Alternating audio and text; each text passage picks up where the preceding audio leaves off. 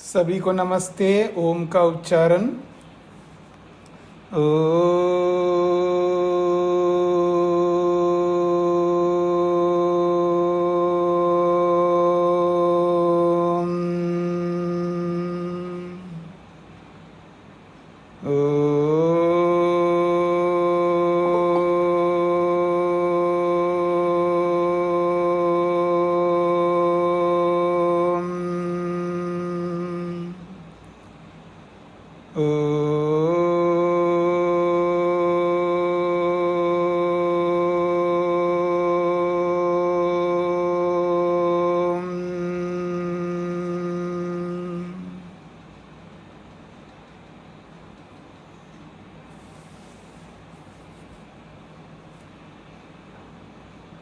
कक्षा संख्या 102 अध्याय दूसरा प्रथम आन्निक सूत्र संख्या 14 पृष्ठ संख्या 70।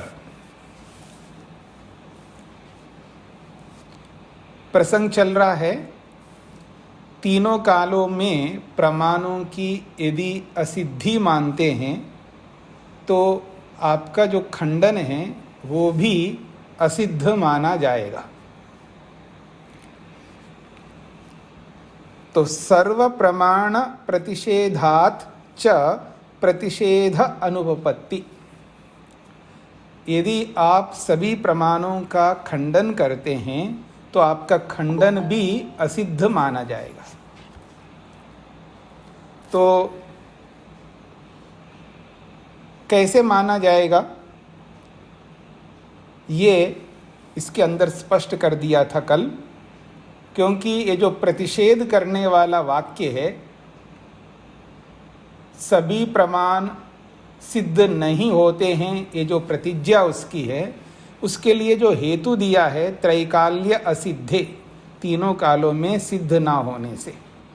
अब उस हेतु को उदाहरण के माध्यम से सिद्ध करना होता है, क्योंकि जो हेतु दिया जाता है उस हेतु के धर्म को उदाहरण में दिखाना पड़ता है, और जैसे उदाहरण स्वीकार किया जाता है तो प्रतिज्ञा वाक्य जो है खंडित हो जाएगा, क्योंकि उदाहरण प्रत्यक्ष माना जाता है ना। उदाहरण तो प्रत्यक्ष प्रमाण है, और प्रत्यक्ष प्रमाण को स्वीकार करते हुए आप प्रमाणों का खंडन कर रहे हो, ये विरोधाभासी है। इसलिए ये हेतु ही विरुद्ध नामक हेत्वाभास कहलाएगा। ये 13वें सूत्र में स्पष्ट किया है।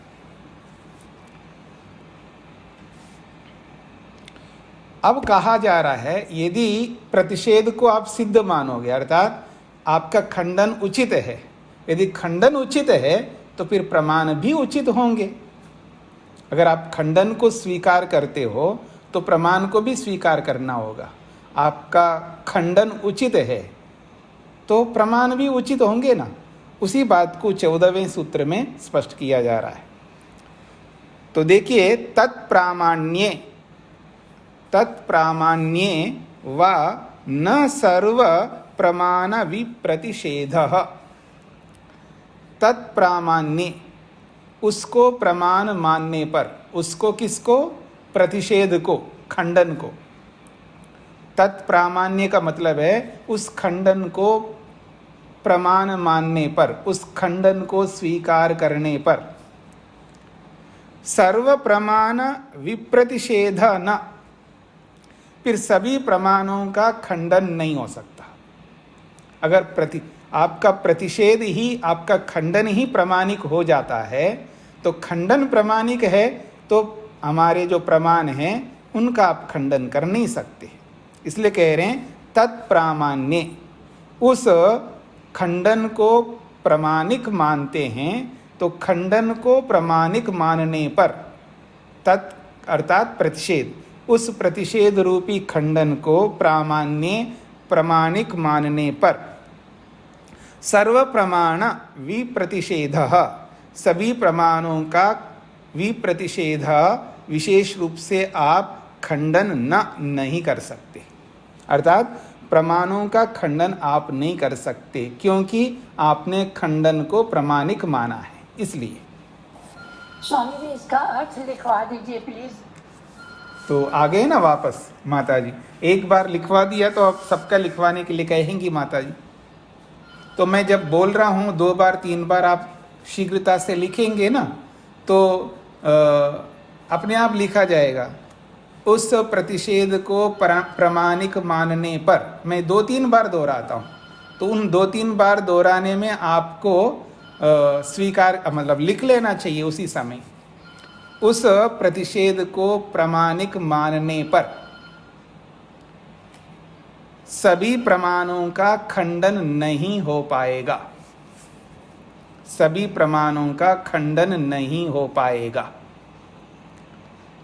उस खंडन को प्रामाणिक मानने पर सभी प्रमाणों का खंडन नहीं हो पाएगा।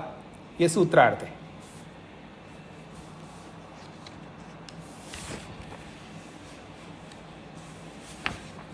ठीक है माता जी। तो जब मैं बोलता हूं किसी को 2-3 बार, सूत्रार्थ को 2-3 बार दोहराता हूं, उसी दौरान आप शीघ्रता से लिख लें। अब भाष्य को देखिएगा। प्रतिषेध लक्षणे स्ववाक्ये तेषां अवयवाश्रितानां प्रत्यक्षादीनां प्रामाण्ये अभ्यनुज्ञायमाने परवाक्ये अपि अवयवाश्रितानां प्रामाण्यं प्रसज्यते अविशेषाद इति। सूत्रार्थ को स्पष्ट कर रहे हैं भाष्य के माध्यम से। प्रतिषेध लक्षणे स्ववाक्ये, प्रतिषेध लक्षण वाले अपने वाक्य में। प्रतिषेध लक्षण वाला अपना वाक्य क्या है जी? प्रतिवादी का जो खंडन करने का जो वाक्य है वो क्या है? प्रमाण प्रमाणित नहीं होते हैं तीनों कालों में सिद्ध ना होने से, ये उसका वाक्य है। तो प्रतिषेध लक्षणे स्ववाक्य का अर्थ है प्रतिषेध लक्षण वाले अपने वाक्य में, जो उसने प्रतिषेध किया है जिस वाक्य के द्वारा, उस प्रतिषेध करने वाला जो उसका अपना वाक्य है, उस वाक्य में तेषाम अवयव आश्रितानां प्रत्यक्षादीनां, तेषाम उन अवयव आश्रितानां, उन किन प्रत्यक्षादीनां, तेषाम प्रत्यक्षादीनां अवयव आश्रितानां, उन प्रत्यक्षादि अवयवों में आश्रित प्रमाणों के प्रामाण्य प्रमाण के रूप में अभ्यनुज्ञायमाने स्वीकार करने पर, परवाक्य सामने वाले के वाक्य में अर्थात सिद्धांती वाले वाक्य में, अपि भी अवयव आश्रितानां प्रत्यक्षादीनां प्रामाण्यम प्रसज्यते, अवयवों के आश्रित प्रत्यक्षादि प्रमाणों को भी प्रामाणिक मानना होगा। ये शब्दार्थ जो है आपके सामने रख दिया है। शब्दार्थ ये है प्रतिषेध लक्षण वाले अपने वाक्य में उन अवयव आश्रित प्रत्यक्षादि प्रमाणों को प्रामाणिक मानने पर और उनको स्वीकार करने पर, अभ्यनुज्ञायमाने का मतलब है उनको स्वीकार करने पर, परवाक्य दूसरे के वाक्य में अर्थात वादी के वाक्य में भी जो अवयव है पंचावय, उन पंचावयों में आश्रित जो प्रत्यक्षादि प्रमाण हैं उनकी भी प्रामाणिकता की सिद्धि माननी होगी। तो उनका भी प्रामाण्य का प्रसंग आएगा। प्रामाण्यम प्रसज्यते, क्यों? अविशेषात, दोनों में समानता होने से। ये शाब्दिक अर्थ है। इस शाब्दिक अर्थ से कितने लोगों को समझ में आया है वो हाथ खड़ा कर सकते हैं एक बार? एक हाथ खड़ा हुआ है, 2, 3, अच्छी बात है जी। ये तो बहुत सरल है। वही बात है जो सूत्रार्थ में है, वही बात यहां पर कही जा रही है। प्रतिषेध लक्षण वाला उसका अपना वाक्य जो है प्रतिवादी का जो वाक्य है वो क्या है? उसका क्या सिद्धांत है और उसका वाक्य क्या है? प्रमाण अप्रमाणिक है, ये उसका वाक्य है। और उस वाक्य में ये भी जुड़ा है त्रैकाल्या सिद्धे, तीनों कालों में प्रमाण प्रमाणित न होने से। उसके वाक्य में क्या है? अवयव है ना, पंचावयव है, प्रतिज्ञा है, हेतु है। तो जब उसके खंडन करने के लक्षण वाला उसका जो अपना वाक्य है, उस वाक्य में अवयव है अर्थात पंचावयव है। और पंचावयों में कौन आश्रित होते हैं? प्रमाण आश्रित होते हैं। तो पंचावयों में प्रत्यक्षादि प्रमाण भी है। और उन वाक्यों को प्रामाण्य माना है। उनको अपने वाक्यों को तो प्रमाण मानेगा ना, वो खंडन करने वाले वाक्य को प्रमाण मानेगा वो। और उन वाक्यों में अवयवों का आश्रय है अर्थात वो अवयव है, वहाँ पर पंचावयव है। और पंचावयों में प्रत्यक्षादि प्रमाण है। और अभ्यनुज्ञायमान है, उनको जब उसने स्वीकार कर लिया है अपने वाक्य को, अपने वाक्य में स्थित पंचावयों को और पंचावयों में रहने वाले प्रत्यक्ष आदि प्रमाणों को उसने मान लिया। जब आप अपने वाक्य में तो मान रहे हो और परवाक्य वो तो प्रतिवादी था, परवाक्य तो वादी है ना। तो परवाक्य वादी के जो वाक्य है उसमें भी अवयव होते हैं, अवयव आश्रित हैं, वो भी पंचावयों के आश्रित हैं। और उनमें भी प्रमाण होते हैं, तो उनके भी प्रमाणों की प्रामाण्यता सिद्ध हो जाएगी। क्यों? दोनों में समानता है ना, विशेषात दोनों में समानता है। जो आप अपनी प्रतिज्ञा करोगे, अपना हेतु प्रदान करोगे, तो वादी भी तो अपनी प्रतिज्ञा करेगा, वो भी हेतु देगा। दोनों पंचावयव रख रहे हैं, तो दोनों पंचावयों में प्रत्यक्षादि प्रमाण हैं। तो आप तो अपने वाक्यों को सिद्ध मानते हो, खंडन वाले पक्ष को, तो हमारे पक्ष को सिद्ध क्यों नहीं मान रहे हो आप?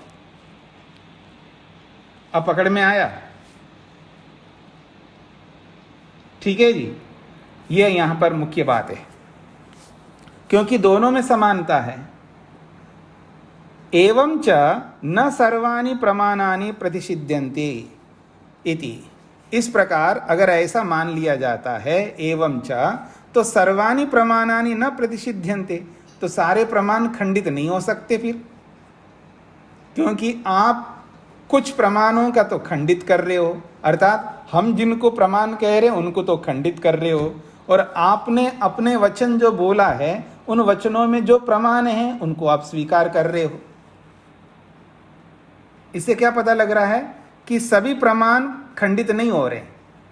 आप कुछ प्रमाणों को खंडित कर रहे हो जो हम प्रस्तुत कर रहे हैं, और आप जो प्रस्तुत कर रहे हो उनको स्वीकार कर रहे हो आप। ऐसे कैसे?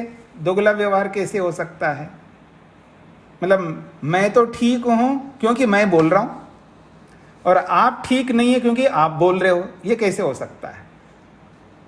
मेरी बात पकड़ रहे हैं ना? यानी जिन प्रमाणों को मैं बोल रहा हूं उन प्रमाणों को तो आप खंडित कर रहे हो, और जिन प्रमाणों को आप प्रस्तुत कर रहे हो उनको तो आप स्वीकार कर रहे हो।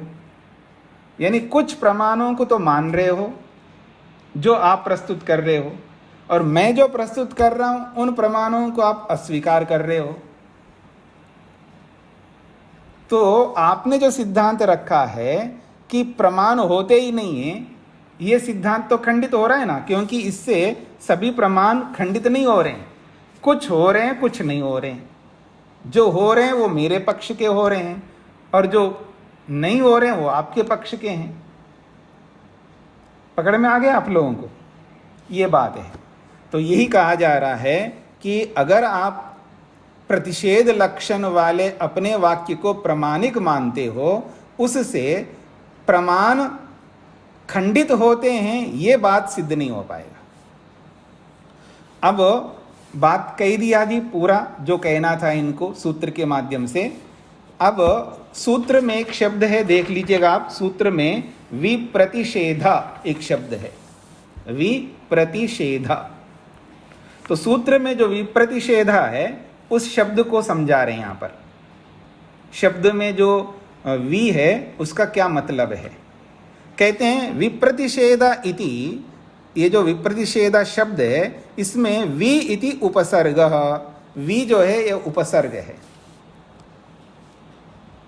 आपको याद आ रहा है शब्द कितने प्रकार के होते हैं? संज्ञावाची शब्द होते हैं, आख्यातिक शब्द होते हैं, उपसर्ग होते हैं, अव्यय होते हैं, ये सब शब्द याद आ रहे हैं? उनमें उपसर्ग है ये। तो वी जो है ये उपसर्ग है। और वी उपसर्ग का अर्थ क्या है? संप्रतिपत्ति अर्थे, ये विशेष अर्थ को कहता है, न व्याघाते, विरुद्ध अर्थ को, विरोध अर्थ को नहीं कहता है। वी का अर्थ विरोध अर्थ भी होता है कहीं, पर कहीं विशेष अर्थ भी होता है। तो यहां कहते हैं, भाष्यकार कहते हैं, विप्रतिषेधा में जो वी है उपसर्ग, यह विशेष अर्थ को कहने वाला है, न व्याघाते, विरुद्ध अर्थ को कहने वाला नहीं है। विरुद्ध का मतलब है निषेध अर्थ को कहने वाला नहीं है। वी का अर्थ विशेष भी होता है, वी का अर्थ विरोध भी होता है, अर्थात निषेध भी होता है। निषेधवाची भी होता है वी उपसर्ग का अर्थ, और विशेष अर्थ भी होता है उसका। यदि वी का अर्थ निषेध अर्थ करोगे तो विप्रतिषेधा का क्या अर्थ बनेगा? क्योंकि प्रतिषेध का मतलब होता है खंडन, विरोध, और वी का अर्थ भी विरोध होगा। तो वी का अर्थ भी विरोध है और प्रतिषेध का अर्थ भी विरोध है, तो क्या अर्थ होगा? वी का अर्थ भी विरोध आप कर रहे हो और प्रतिषेध का अर्थ भी विरोध अर्थ कर रहे हो, और उसके साथ में सूत्र में ना भी है, तो विरोध का विरोध नहीं होता, ऐसा अर्थ होगा। विरोध का अर्थ विरोध नहीं होता, ऐसा अर्थ निकलेगा। अगर वी शब्द का अर्थ विरोध लोगे तो विरोध का अर्थ विरोध नहीं होता है, क्योंकि ना भी सूत्र में है। तो विरोध का अर्थ विरोध नहीं होता का मतलब है अविरोध होता है, ऐसा अर्थ होगा। और अविरोध अर्थ होगा ऐसा अर्थ आएगा तो सूत्रार्थ बनेगा सभी प्रमाणों का विरोध हो जाएगा। पर सूत्रकार ऐसा कहना नहीं चाहते ना, इसलिए कह रहे हैं अर्थ अभावात, यदि व्याघात विरोध अर्थ लोगे इस वी का अर्थ, तो वो अर्थ वहां पर नहीं निकल पाएगा। सूत्रकार जो अर्थ कहना चाहता है वो अर्थ नहीं निकल पाएगा। इसलिए वी का अर्थ विशेष अर्थ लेना है, विरोध अर्थ नहीं लेना है। तो विशेष अर्थ लेंगे तो क्या होगा? सभी प्रमाणों का विशेष रूप से खंडन नहीं होगा, ऐसा अर्थ होगा, क्योंकि वी का अर्थ विशेष है। तो विशेष रूप से आप कितना ही विशेष ढंग से खंडन करने का प्रयास करो तो भी नहीं होगा, क्योंकि आपने प्रतिषेध को प्रामाणिक स्वीकार किया। जब प्रतिषेध को प्रामाणिक स्वीकार किया है तो सभी प्रमाणों का विशेष रूप से खंडन आप नहीं कर सकते, अर्थात सभी प्रमाणों का खंडन आप नहीं कर सकते, खंडन हो ही नहीं पाएगा। पकड़ में आ गई जी। खंडन को प्रामाणिक मानने पर प्रमाणों का खंडन नहीं कर सकेंगे आप, ये इसका अभिप्राय हो गया। आगे बढ़े, जिनको भी समझ में नहीं आए तो पूछ सकते हैं। 15वां सूत्र देखिएगा।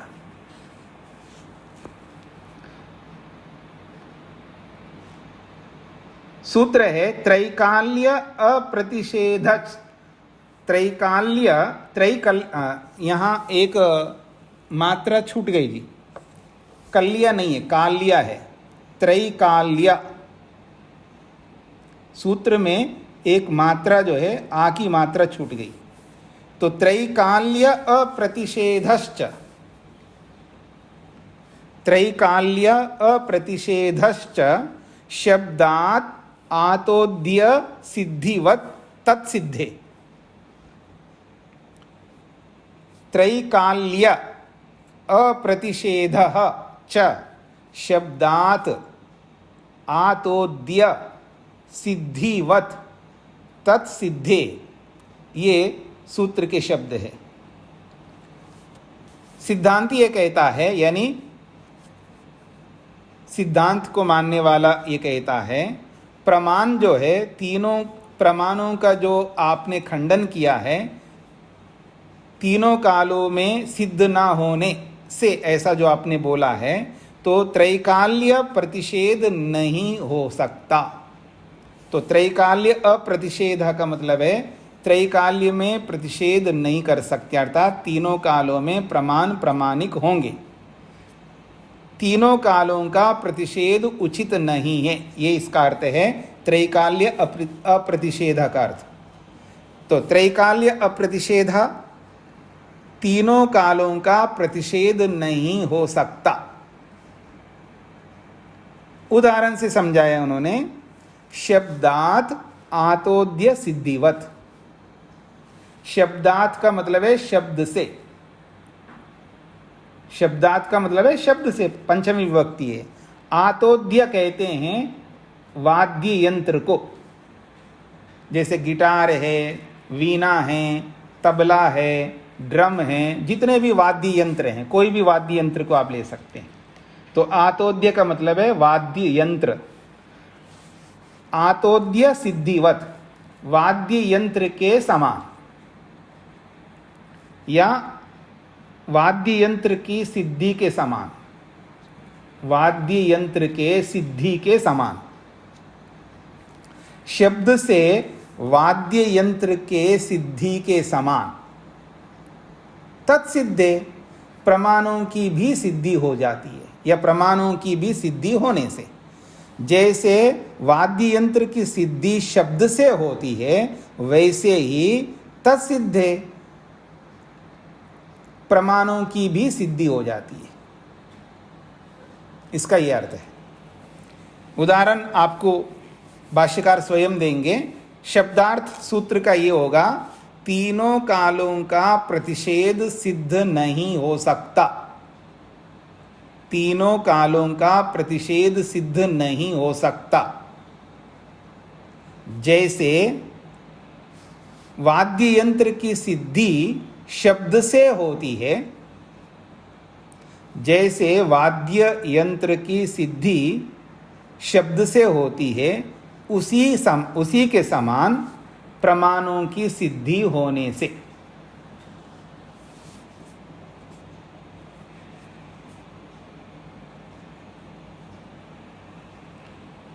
तीनों कालों का प्रतिषेध सिद्ध नहीं होता, जैसे वाद्य यंत्र के सिद्धि के समान, जैसे वाद्य यंत्र की सिद्धि शब्द से होती है, ऐसा है। जैसे वाद्य यंत्र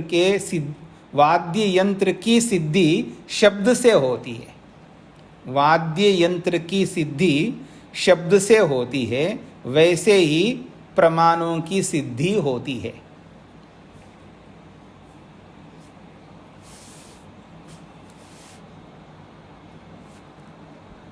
सूत्रार्थ स्पष्ट हो गए जी। तीनों कालों का खंडन आप नहीं कर सकते। क्यों? क्योंकि ये बात क्यों बोली जा रही है, इसको समझने का प्रयत्न करिए। पिछले प्रसंग को आपको साथ में जोड़ना होगा। प्रारंभ में उसने एक बात कही थी, यदि प्रमाणों को पहले मानोगे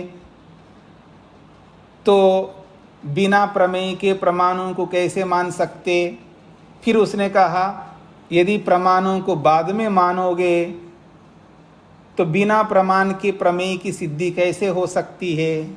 यदि प्रमाण और प्रमेय को एक साथ मानोगे तो भी सिद्ध नहीं हो सकता। 3 बातें कही थी।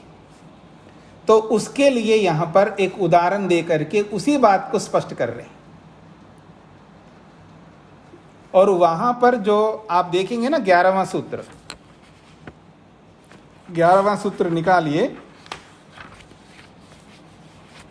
युगपत सिद्धो प्रत्यर्थनीयतत्वात् क्रमवृत्तित्व अभावो बुद्धि नाम, ये जो 12वां सूत्र है, उसके नीचे अस्य समाधि, उसका समाधान किया था। पृष्ठ संख्या 68 में 11वां सूत्र है। एक साथ प्रमाण प्रमेय को मानोगे तो दोनों ही असिद्ध हो जाएंगे। ये जो बात कही थी उसका समाधान यहाँ पर 11वें सूत्र में किया है। तो अस्य समाधि, यहाँ पर उन्होंने कहा है कोई बात नहीं है, संसार में ये देखा जाता है प्रमेय प्रमाण पहले भी सिद्ध होते हैं, बाद में प्रमेय आते हैं, और कई बार प्रमेय पहले सिद्ध रहते हैं, बाद में प्रमाण आते हैं, और कहीं कहीं दोनों एक साथ भी रहते हैं। ये तीनों उदाहरण दिए थे 11वें सूत्र में। कोई फर्क नहीं पड़ता है अगर प्रमाणों को पहले मानो और प्रमेय को बाद में मानो। कोई फर्क नहीं पड़ता है प्रमेयों को पहले मानो, प्रमाणों को बाद में मानो। कोई फर्क नहीं पड़ता है दोनों को एक साथ मानने में, क्योंकि तीनों ही व्यवहार लोक में अलग अलग स्थितियों में, अलग अलग प्रसंगों में हमारे सामने आते हैं। ये तीनों के उदाहरण दिए थे, याद आ रहा है आप लोगों को? ठीक है जी। पहले से प्रकाश रहता है, बाद में प्रमेय उत्पन्न होते हैं। कुत्ता, गधा, घोड़ा, सूअर, बच्चा, घड़ा, मकान, बहुत सारे पैदा हो रहे हैं, प्रकाश पहले से है। पहले प्रमाण, बाद में प्रमेय। और प्रमेय पहले से विराजमान है। घर के अंदर सब वस्तुएं, सामान, जो हमारे दैनंदिन कार्य के लिए प्रयोग में आने वाली चीज़ें सब घर में पहले से विराजमान हैं, लेकिन अंधेरा है और हम लाइट जलाते हैं तो सब दिखाई देते हैं। तो वहाँ प्रमेय पहले से हैं, और उन प्रमेयों को दिखाने वाला जो प्रकाश है, प्रमाण, वो बाद में आया। दूसरा उदाहरण भी हो गया। तीसरा उदाहरण है, अग्नि भी साथ में दिखाई दे रही है और धुआं भी साथ में दिखाई दे रही है। तो जैसा जहां व्यवहार देखा जाता है वैसा मान लेना चाहिए। ये वहां पर भाष्यकार ने अपनी ओर से दिया है। अब सूत्रकार यहां पर 15वें सूत्र में दे रहे हैं, त्रैकाल्य अप्रतिषेधश्च, तीनों कालों का खंडन आप नहीं कर सकते। क्यों नहीं कर सकते? तो उन्होंने एक उदाहरण दे करके सूत्र में बताया है कि प्रमेय पहले से विराजमान है, बाद में आने वाला जो प्रमाण है उससे पता लगता है। जैसे यहाँ पर कहा आतोद्य सिद्धिवत। आतोद्य कहते हैं वाद्य यंत्र। वाद्य यंत्र पहले से है, ठीक है ना, उससे जो शब्द उत्पन्न होता है, ठीक है जी। जैसे आप मेरी ओर देखिएगा, आप बाहर खड़े हो, घर के बाहर खड़े हो गए, किसी के घर पे आप गए मिलने के लिए, और आप जैसे ही बेल बजाने के लिए उनके डोर के पास जाते ही अंदर से ध्वनि आ रही है, आपको अंदर वीणा बजाई जा रही है, ध्वनि सुना है आपने, समझ में आ रही है मेरी बात? ध्वनि आपने बाहर से सुनी, और उस ध्वनि को, उस शब्द से आपको क्या समझ में आ रहा है? वीणा बजाई जा रही है।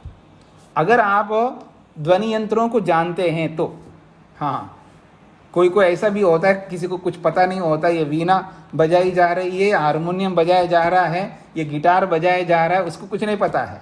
जिसको पता है वाद्य यंत्रों के बारे में, मैं उनके लिए कह रहा हूँ।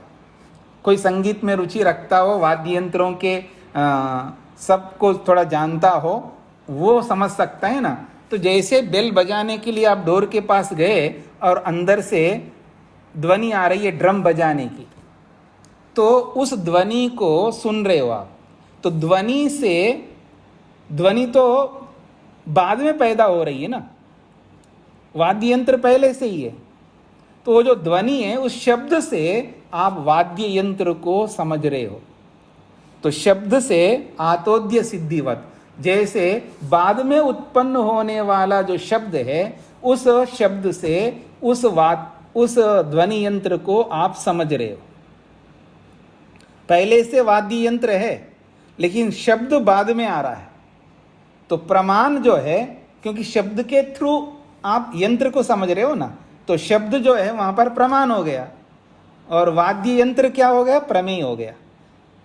ऐसा, ठीक है। तो उसके लिए यहां पर कहा है ये जो आतोद्य कहते हैं वाद्य यंत्र। आतोद्य का मतलब है वाद्य यंत्र। तो जैसे वाद्य यंत्र की सिद्धि हम शब्द से कर रहे हैं। ये कौन सा यंत्र है? गिटार है, ये वीणा है, ये ड्रम है, ये जो भी है, बांसुरी है, अलग अलग यंत्र है। तो जैसे इनकी सिद्धि हम करते हैं ऐसे प्रमाणों की सिद्धि भी हो जाएगी, ये कहना चाहते हैं। किमर्थम पुनः इदम उच्यते, किमर्थम पुनः इदम उच्यते, ये बात क्यों कह रहे हो यहाँ पर? पहले तो कह दिया था आपने 11वें सूत्र में, अब यहाँ पर दोबारा क्यों कह रहे हो, ये प्रश्न किया है। पूर्वोक्त निबंधनार्थम, पहले जो हमने कहा है उसको मजबूत करने के लिए हम कह रहे हैं दोबारा। अजी आप लोग क्या करते हैं, इधर देखिएगा, रस्सी बांधते हैं ना आप लोग, एक गांठ बांधते हैं, उसके बाद क्या करते हैं आप, दूसरी गांठ भी बांधते हैं, बांधते नहीं बांधते? एक बार बांधने के बाद तो बंध गया, लेकिन फिर भी आप क्या करते हैं, दूसरी गांठ, कोई कोई 3 गांठ, कोई कोई 4 गांठ। अब वो गांठ पे गांठ, गांठ पे गांठ, पता नहीं कितने लगाता है, वो लगाता है नहीं लगाता है, तो कम से कम तो 2 गांठ तो आप लगाते ही हैं। तो कहते हैं किमर्थम पुनरिदम उच्यते, आपने 11वें सूत्र में तो समाधान दे ही दिया था, उदाहरण दे ही दिया था, यहाँ दोबारा क्यों कह रहे हो? तो कहते हैं पूर्वोक्त निबंधनार्थम, पूर्व कहे हुए को निबंधनार्थम दृढ़ करने के लिए, मजबूत करने के लिए, उस बंधन को मजबूत करने के लिए हमने दोबारा यहाँ पर कही है। ये तावत पूर्वोक्तम, जो पहले आपने कहा था वो क्या कहा था, उपलब्धि हेतु हो उपलब्धि विषयस्य च अर्थस्य पूर्व अपरसह भाव अनियमात् यथा दर्शनम विभाग वचनम। पहले क्या कहा था उसको दोहरा दिया। ये जो उपलब्धि का हेतु है और जो उपलब्धि विषय का जो कारण है प्रमेय, उपलब्धि हेतु यानी उपलब्धि कहते हैं प्रमा को, ज्ञान को, तो उपलब्धि का हेतु जो प्रमाण है और उपलब्धि विषय जो प्रमेय है, इन दोनों का पूर्व अपर सहभाव अनियमात, इनके पहले होना, बाद में होना या एक साथ होना, इनमें नियम ना होने से, यानी प्रमाण पहले हो, बाद में हो या एक साथ हो, इन तीनों में कोई नियम ना होने से यथा दर्शनम विभाग वचनम, जैसा जहाँ जैसा देखा जाएगा वहाँ वैसा मान लेना। पहले प्रमाण है तो प्रमाण को पहले मान लेना, कोई आपत्ति नहीं आएगी व्यवहार में, व्यवहार बिगड़ेगा नहीं। हाँ याद रखना, जिससे व्यवहार में हानि नहीं होती है उसको स्वीकार करने में कोई आपत्ति नहीं है। हाँ याद रखना, व्यवहार में हानि का मतलब है आप अपना व्यवहार नहीं देखें, आप सबका व्यवहार। हाँ याद रखना, मतलब आपको कोई हानि नहीं हो रही इसका मतलब आप उसको स्वीकार कर रहे हैं, ये इसका अभिप्राय नहीं है। किसी को भी हानि नहीं होगी आपके उस व्यवहार से, तब उस व्यवहार को अपना सकते हैं। हाँ इस बात को समझ लेना, आपके उस व्यवहार से किसी को भी हानि नहीं हो, ऐसे व्यवहार को स्वीकृत माना जाता है। और मतलब आपको तात्कालिक वो गलत भी लग रहा है, गलत होते हुए भी उस व्यवहार से किसी को हानि नहीं हो रही है, तो भी उस व्यवहार को स्वीकार किया जाता है, शास्त्र में भी और व्यवहार में भी। जैसे विकल्प वृत्ति है, यथार्थ नहीं है, फिर भी स्वीकार किया शास्त्र ने। विकल्प वृत्ति जो है यथार्थ नहीं है, एक वस्तु को 2 वस्तु बना करके व्यवहार कर रहे हैं हम लोग, एक को 2 बना करके व्यवहार कर रहे हैं, फिर भी स्वीकार किया जाता है। काल अपने आप में कोई वस्तु है ही नहीं है, फिर भी हम स्वीकार करते हैं काल को। दिशा अपने आप में कोई वस्तु नहीं है, फिर भी स्वीकार करते हैं। ऐसी बहुत सारी वस्तुएं हैं जो वस्तुएं नहीं है, फिर भी हम व्यवहारिक तौर पर व्यवहार के लिए उसकी कल्पना की गई है, काल्पनिक द्रव्य कहलाते हैं। ये सब काल्पनिक है, यथार्थ कुछ भी नहीं है। फिर भी काल्पनिक द्रव्यों से किसी के व्यवहार में कोई हानि नहीं होती है। अर्थात दिशा को लेकर के, काल को लेकर के, ये जो गुण और गुणी को लेकर के, द्रव्य और गुण को लेकर के, धर्म और धर्मी को लेकर के, कोई हानि किसी को नहीं होती है। इसलिए इन सब को स्वीकार किया गया। इसलिए ये कहना चाहते हैं उपलब्धि हेतु उपलब्धि का जो हेतु प्रमाण है और उपलब्धि का जो विषय प्रमेय है, इन दोनों का पूर्व हो बाद में हो एक साथ हो, इनमें कोई नियम नहीं है। यथा दर्शनम, जैसा जिसको देखा जाए वैसा ही उसका विभाग करके समझ लेना चाहिए, उससे कोई हानि नहीं होती है, ऐसा हमने पहले कहा था। तद इतः समुत्थानम यथा विज्ञायेता, उसको यहीं से हमने कही थी, अर्थात इसी 15वें सूत्र को आधार बना करके वहाँ 11वें सूत्र में कही थी। तद इतः समुत्थानम, उसको यहाँ से उठा करके वहाँ पर बताई। यथा विज्ञायेता, जैसा कि उसको ठीक से जान सके। यथा विज्ञायेता, उसको यथार्थ रूप से जान सके, इसलिए हमने उसको यहीं से उठा करके बताया था, अर्थात इसी सूत्र के आधार पर वहां पर बताया था 11वें सूत्र में। क्योंकि अनियमदर्शी खलु अयम ऋषि नियमेन प्रतिषेधम प्रत्याचष्टे। बहुत अच्छी बात कह रहे हैं, अनियमदर्शी खलु ऋषि। ये जो ऋषि है इसमें नियम ना देखते हुए, अर्थात इसमें कोई नियम नहीं देख रहे ऋषि। किसमें जी? प्रमाण पहले रहे, प्रमाण बाद में रहे या साथ साथ रहे, इसमें कोई नियम नहीं है। तो अनियम को देखते हुए ऋषि ने नियम पूर्वक आपने जो खंडन किया है उसका खंडन कर रहे हैं। बात पकड़ में आ रही जी? यानी प्रमाण पहले हो या बाद में हो या एक साथ हो, पहले का मतलब है प्रमेय के साथ में, प्रमेय से पहले प्रमाण हो अथवा प्रमेय के बाद में प्रमाण हो अथवा प्रमाण प्रमेय एक साथ हो, इसमें नियम को नहीं देख रहे हैं ऋषि, अर्थात पहले ही होना चाहिए ऐसा नियम नहीं देख रहे हैं, बाद में ही होना चाहिए ऐसा नियम नहीं देख रहे हैं, एक साथ ही होना चाहिए ऐसा बिल्कुल नियम नहीं देख रहे हैं। तो अनियमदर्शी खलु अयम ऋषि, ये जो ऋषि है बिना नियम को देख नहीं रहे, अर्थात इसमें एक व्यवस्था नहीं देख रहे, अर्थात अनियम देख रहे हैं, जहाँ जैसा हो वैसा स्वीकार कर लिया जाए। और जो इस अनियम को आप प्रतिषेध कर रहे हो प्रतिवादी, और उस प्रतिषेध का यहाँ खंडन करते हैं ऋषि, अर्थात प्रतिषेध का खंडन कर रहे हैं। स्पष्ट हो गए जी? अब आइए, त्रैकाल्यस्य च अयुक्त प्रतिषेध इति, ये जो आपने प्रमाणों को तीनों कालों में सिद्ध नहीं होते हैं ऐसा जो आपने प्रतिषेध किया, खंडन किया, वो अयुक्त है, गलत है, ये खंडन आपका बनता नहीं। तीनों कालों में प्रमाण सिद्ध नहीं होते हैं ऐसा जो आपने प्रतिषेध किया, खंडन किया, वो खंडन अयुक्त है, अनुचित है, खंडन नहीं बनता। क्यों नहीं बन सकता? तत्र एकाम विधाम उदाहरति, उनमें से एक विधा को, एक उदाहरण को, एक विधा का मतलब है एक उदाहरण के रूप में प्रस्तुत कर रहे हैं। शब्दात आतोद्य सिद्धिवत इति, शब्द से वाद्य यंत्र की सिद्धि के समान। शब्दात का मतलब है ध्वनि, शब्द, आवाज, शब्द से आतोद्य वाद्य यंत्र की सिद्धिवत, सिद्धि के समान। तो शब्द के माध्यम से जैसे वाद्य यंत्र सिद्ध होता है उसी के समान प्रमाणों को भी सिद्ध मानना चाहिए। यथा, जैसे कि पश्चात सिद्धेन शब्देन पूर्व सिद्धम आतोद्यम अनुमीयते। देखिए, शब्द बाद में आ रहा है, पहले से वाद्य यंत्र है, वाद्य यंत्र तो पहले से हैं, वीणा पहले से है, गिटार पहले से है, और हारमोनियम भी, जो भी वाद्य यंत्र पहले से रखे हुए हैं कमरे के अंदर। तो कहते हैं जैसे पश्चात सिद्धेन शब्देन, बाद में सिद्ध होने वाले शब्द के द्वारा,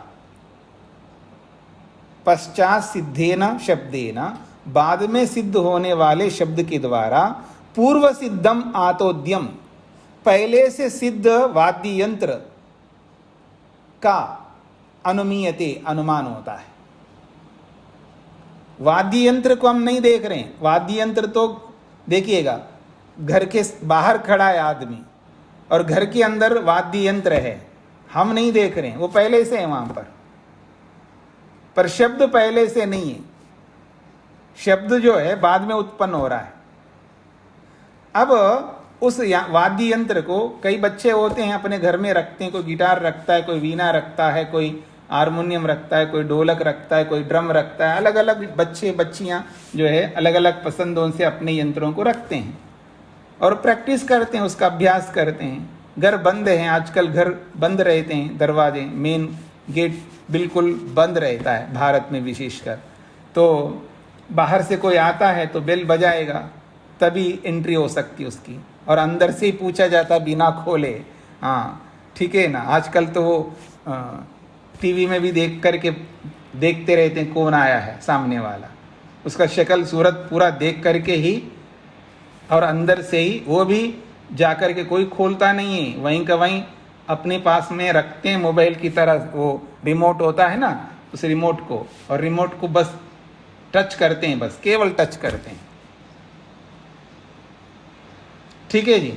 अब तो और भी यंत्र आ गए हैं, बिना टच किए ही आप आवाज़ करो तो भी खुल जाएगा ऐसा, तो पूरा देख करके खोलते हैं। तो कहने का अभिप्राय है अब अंदर से आवाज़ आ रही है, कोई बच्चा बजा रहा है किसी यंत्र को और वो ध्वनि बाद में उत्पन्न हो रही है, तो बाद में उत्पन्न होने वाली उस ध्वनि से, अर्थात उस बाद में उत्पन्न होने वाली ध्वनि को हमने सुना है और सुन करके पहले से विराजमान जो वीणा है या जो भी यंत्र है उसका हम अनुमान करते हैं। अच्छा ये तो वीणा बजाई जा रही है, अच्छा ये तो ड्रम बजाया जा रहा है, अच्छा ये तो बांसुरी बजाई जा रही है, अच्छा तो ये बजाई जा रही है।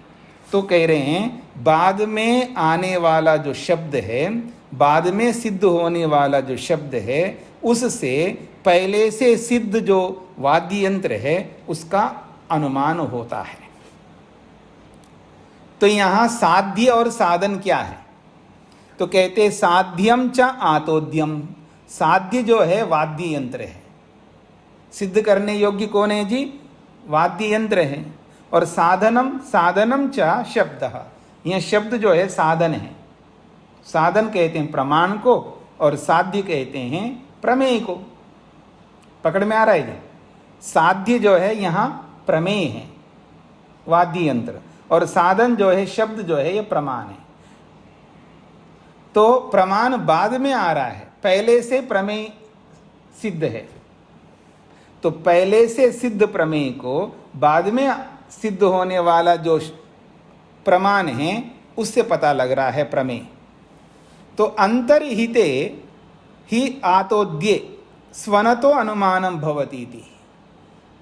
अंतर्हिते ही आतोद्ये, अंतर्हिते का मतलब है वो वाद्य यंत्र जो है अंदर है, यानी मकान के अंदर है या दीवार के पीछे है या पर्दे के पीछे। अंतर्हिते का मतलब है छिपा हुआ है, किसी से भी, दीवार से, पर्दे से, या मकान के अंदर, या एक गली के दूसरी गली में, इस गली में हम सुन रहे, दूसरी गली में जो है वो बजाया जा रहा है ऐसा।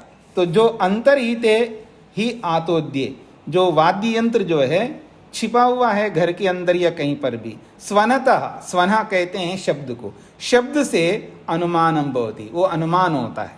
अर्थात उस यंत्र का जो भी शब्द आ रहा है, ध्वनि आ रही है, उस ध्वनि से, स्वनता का मतलब ध्वनि, शब्द, उस शब्द के माध्यम से उस यंत्र का अनुमान हो जाता है। क्या अनुमान होता है? तो कह रहे वीणा वाद्यते, वीणा बजाई जा रही है जी घर के अंदर, दीवार के पीछे या पर्दे के पीछे। वेणु पूर्यते, बांसुरी बजाई जा रही है, इति, इस प्रकार से।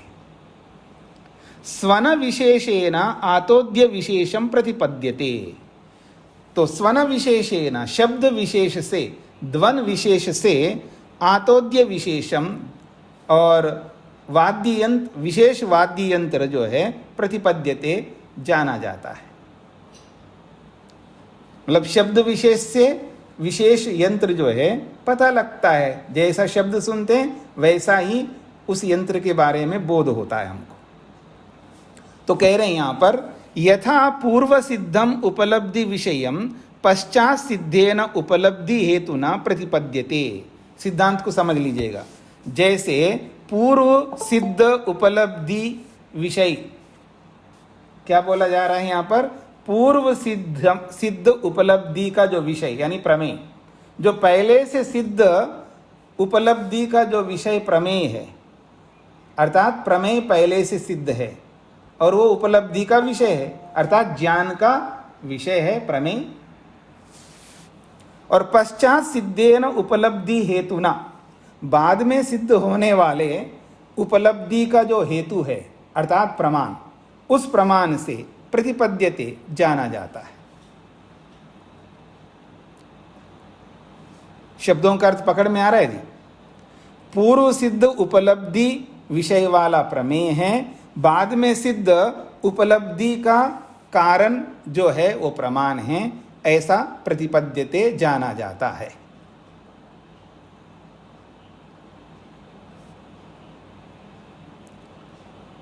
आगे बढ़े जी। हाँ, जो भी शब्द का अर्थ समझ में ना आए तो पूछ सकते आप। निदर्शनार्थत्वाच्च अस्य, निदर्शनार्थत्वाच्च अस्य, इसको उदाहरण के लिए बताया गया होने से, अर्थात यहाँ पर निदर्शनार्थत्वात्, निदर्शन का मतलब उदाहरण, उदाहरण के लिए होने से इसको प्रस्तुत किया गया है, अर्थात उदाहरण के रूप में इसको प्रस्तुत किया गया है। शेषयो विधयो यथोक्तम उदाहरणम वेदितव्यम, यानी एक उदाहरण तो यहाँ दे दिया है 3 उदाहरणों में से, और शेषयो बाकी जो बचे 2 उदाहरण हैं वो जैसा पहले कहा है उसको वैसा यहाँ समझ लेना चाहिए, अर्थात उन्हीं उदाहरणों को यहाँ समझ लेना। एक उदाहरण हमने दिखाने के लिए यहाँ पर दे दिया है, बाकी 2 उदाहरणों को आप वहीं से समझ लेना जो 11वें सूत्र में बताया है। पकड़ में आ गए जी। अब कहते हैं कस्मात् पुनः इह तन्न उच्यन्ते न उच्यते, कस्मात् पुनः इह तन्न उच्यते, फिर उन उदाहरणों को यहाँ क्यों नहीं बता रहे हो जी? जब एक उदाहरण बता रहे हो तो उन बाकी 2 उदाहरणों को भी बता देते यहाँ पर, क्यों उन उदाहरणों को यहाँ नहीं बता रहे हो? तो कहते हैं पूर्वोक्तम उपपाद्यते इति, पूर्वोक्तम उपपाद्यते इति, पहले जो कहा है उसी को फिर यहाँ पर दोबारा कहा गया माना जाएगा, क्योंकि सर्वथा तावद अयम अर्थः प्रकाशयितव्यः। बात यह है कि उस बात को अच्छी प्रकार बताना चाहिए, जो बात आप कहना चाह रहे हो उस बात को अच्छी तरह बताना चाहिए। स इह वा प्रकाश्येत तत्र वा न कश्चिद विशेषा इति, आप जो कहना चाहते हो उस बात को अच्छी तरह बताना चाहिए। बस ये है, चाहे वो यहाँ बता दो या वहाँ बता दो, क्या फर्क पड़ता है? जो बात आप कहना चाहते हो उसको अच्छी तरह बताना चाहिए, चाहे उसको आप यहाँ बता दो वहाँ बता दो, कोई फर्क नहीं पड़ेगा। तो हमने वहाँ बता दी अच्छी तरह, अब उसी अच्छी तरह बताए हुए को यहाँ पर बताने की जरूरत नहीं है, ये कहना चाहते हैं। हाँ जी, पकड़ में आ रहा है आप सब लोगों को? अब आप प्रश्न कर सकते हैं कि कोई बात यहाँ पर आपको पकड़ में नहीं आई है या कोई शब्द समझ में नहीं आया। हाँ बिंदिनी जी। जी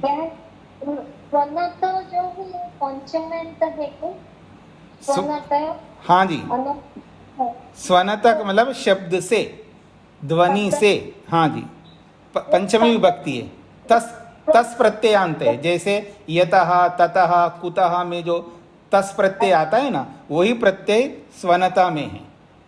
स्वन शब्द है, मूल स्वन शब्द है और तस प्रत्यय है इसमें, पंचमी के अर्थ में।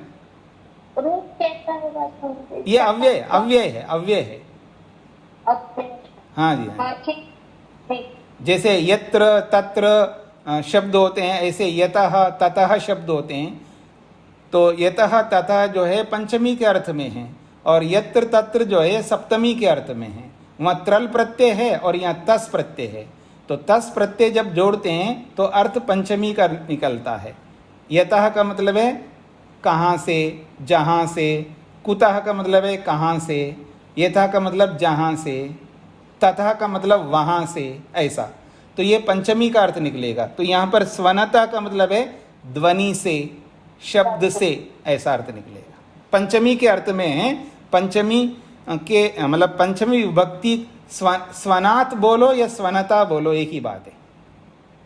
एक तो विभक्ति लगाएंगे तो शब्द बन जाएगा, यहाँ पर रूप चलेगा यहाँ पर, और इसको रूप चलाना नहीं चाहते हैं, इसलिए इसको चलेगा। ये अव्यय हो गया ना।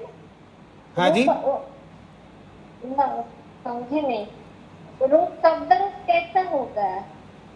स्वना शब्द का शब्द रूप कैसा होगा? यही तो मैं बता रहा हूँ, आप बीच में बोल रहे हैं। जब अव्यय बनाया जाता है तो अव्यय के रूप नहीं चलते, ये बताया था ना आपको भूमिका में। हाँ। जो अव्यय होते हैं उनके रूप नहीं चलते, वो वैसा का वैसा रहता है। आप उसको कहीं भी फिट कर सकते हो, उसकी ये विशेषता। जिसका रूप नहीं चलता है ना, उसको कहीं भी आप फिट कर सकते हो। प्रथमा के साथ जोड़ सकते हो, द्वितीय विभक्ति के साथ, तृतीय विभक्ति के साथ, पंचमी के साथ, सप्तमी के साथ, षष्ठी के साथ, संबोधन के साथ, कहीं भी उसको फिट कर सकते हैं। तो हमें भी ऐसे ही बनना चाहिए। नहीं जी मेरी इसके बाद इसके साथ नहीं बनती है, उसके साथ नहीं बनती है, सास के साथ नहीं बनती है, ननद के साथ नहीं बनती है, नहीं मेरी तो सबके साथ बनती है, ऐसे बनना है हमको।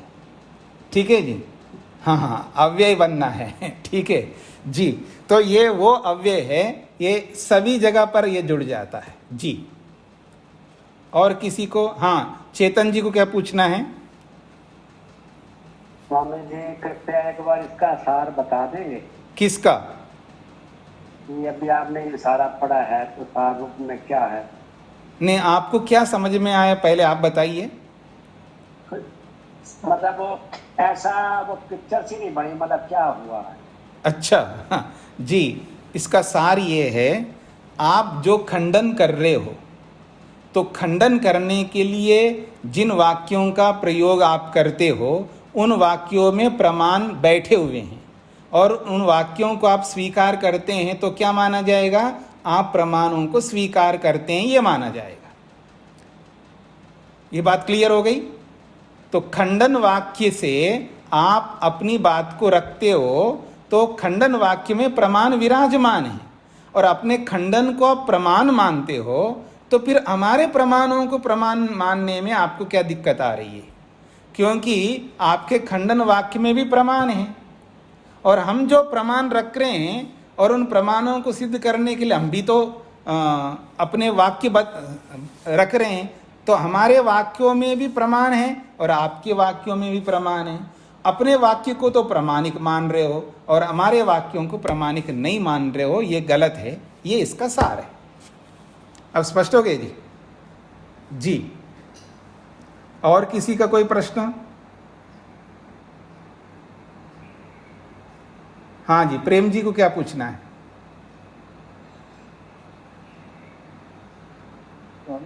अवशिष्ट इस शब्द का क्या अर्थ है? अवशिष्ट कहाँ पर अवशिष्ट है? ये हिंदी में लास्ट लाइन है बिल्कुल। हिंदी में लास्ट लाइन कौन से पेज में? 71 में हिंदी में। अच्छा, यह एक उदाहरण दे दिया है सूत्र में, अवशिष्ट बचे हुए। मतलब 3 उदाहरण थे ना, 3 उदाहरणों में से एक उदाहरण दे दिया है, और अवशिष्ट का मतलब है बचे हुए। जी ठीक है, तो 2 बचे हुए हैं। हाँ जी, अजीत जी को क्या पूछना है? जी जी, जैसे प्रमेय और प्रमाण में वायु के तेज चलने से भी ध्वनि सुनाई देती है। जी, तो इसमें हम उसको प्रमाण मानेंगे या प्रमेय मानेंगे? किसको? वायु को। जो आवाज हमें सुनाई दे रही है तो प्रमाण में हो गया। किससे क्या समझ रहे हैं आप, पहले वो बताओ। ये हम समझना चाहते हैं इसमें प्रमाण कौन सा है। नहीं, आपने जो उदाहरण दिया है, आपने उदाहरण दिया है वायु के तेज चलने से शब्द आता है, आवाज आती है। तो आवाज से आपको वायु का पता लग रहा है ना, जी ठीक है ना, आवाज से वायु का पता लग रहा है, तो जी जी आपको पहले किसका संज्ञान हुआ है? आवाज का। आवाज का। तो जी। आवाज के थ्रू आप वायु को समझ रहे हैं, तो आवाज प्रमाण हो गया और वायु प्रमेय हो गया। जिसके माध्यम से जाना जाता है वो माध्यम प्रमाण है, और जिसको जाना जाता है वो है प्रमेय। ठीक। या जो समझा जाता है वो प्रमेय, और जिससे समझा जाता है वो प्रमाण। क्योंकि प्रमाण और प्रमेय की जो परिभाषा है उसको सामने रखना है। येन अर्थः प्रमीयते तत्प्रमाण, जिससे अर्थ जाना जाता है, जिससे जाना जाता है वो प्रमाण है। और जो जाना जाता है, जो जाना जाता है वो प्रमेय। यत् प्रमीयते तत् प्रमेय, जो जाना जाता है उसको प्रमेय कहते हैं, ऐसा। हाँ जी, और किसी का कोई प्रश्न है आज के पाठ से संबंधित, पीछे के पाठ से संबंधित? स्वामी जी नमस्ते जी। विधाम उदाहरति, इसका क्या अर्थ होगा? विधाम उदाहरति। हाँ जी, हाँ जी, विधाम का मतलब है ये जो बात कही थी, 3 उदाहरण दिए थे, उनमें से एक विधा को, एक पक्ष को यहाँ पर उदाहरण के रूप में प्रस्तुत किया जा रहा है। ठीक है, धन्यवाद जी जी।